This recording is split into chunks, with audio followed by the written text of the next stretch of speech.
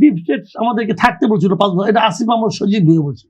Deep state, deep state কে বলেন নামগুলি শুনি। আবার তৌহিদ হোসেন বলছেন যে পৃথিবীর সব দেশে এই ধরনের ডিপ স্টেট থাকে, বা পৃথিবীর সব দেশে আছে। মা আমার নাম, আমাদের এখানে কে কে ছিল নামটা বলেন না আপনি।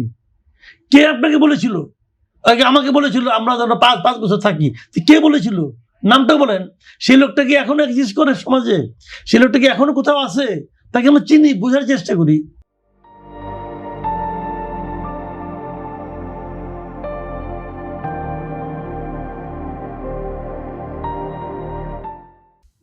আপনি বলবেন না, তার মানে আসলে কিছুই না, বোগাস এগুলো।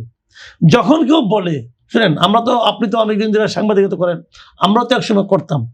তো সাংবাদিকতা করার সময় আমরা মাঝে মাঝে লিখতাম একটি নির্ভরযোগ্য সূত্র জানান, নির্ভরযোগ্য সূত্র, বিশ্বস্ত সূত্র, ঠিক আছে, নাম প্রকাশে অনিচ্ছুক একজন জানান, বোগাস। এগুলি ম্যাক্সিমাম হলো পকেটে থাকে। কারণ আমার একজনকে কোট করতে হবে, চিফ রিপোর্টার হলে ফেলাই দিব, তো একজনে কোট করো, তো কোট করলাম। একজন নির্ভরযোগ্য সূত্র জানিয়েছে, কে জানিয়েছে বলেন, সূত্রটা কে? তো এই ধরনের নির্ভরযোগ্য সূত্র আপনি বলতে পারেন। 10 জনের নাম বললেন, 11তম ব্যক্তি এসে বলেন যে নির্ভরযোগ্য সূত্র। কিন্তু আপনি যদি নির্ভরযোগ্য সূত্র দিয়ে শুরু করেন, নির্ভরযোগ্য সূত্র দিয়ে শেষ করেন, তাহলে ভাই রিপোর্ট হয় না ওটা। তো এখানেও এটাই হয়েছে যে কিচেন ক্যাবিনেটকে নাম বলে না, ডিপ স্টেটকে নাম বলে না, নাম বলে না কিন্তু। তাহলে ভাই এগুলি আসলে হলো জানেন একটা আওয়াজ দেয়।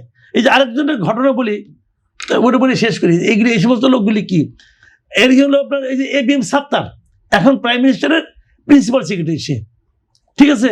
তো উনি অন্তর্বর্তীকালীন সরকারের আমলে এই বিএমের একটা অনুষ্ঠানে বলছিলেন ওনার কাছে 8 জন উপদেষ্টার গোয়েন্দা দুর্নীতির গোয়েন্দা রিপোর্ট আছে বলছিলেন। তো সবাই হাত তালিতে গেল, তাই তো 8 জন উপদেষ্টার গোয়েন্দা রিপোর্ট তার কাছে আছে, দুর্নীতির রিপোর্ট।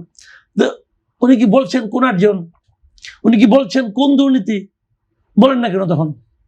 তখনও বলেন নাই, এ পর্যন্ত বলেন নাই। কেন বললেন না? প্রধানমন্ত্রী নিয়ে তাকে ওই লোককে নিয়ে আইনা তাকে প্রিন্সিপাল সেক্রেটারি বানাইছে, তার মানে উনি একটা আরো গুরুত্বপূর্ণ ব্যক্তি এখন হয়েছেন। তো উনি কি ওই 8 জনের প্রতি কোনো অ্যাকশন নেবেন?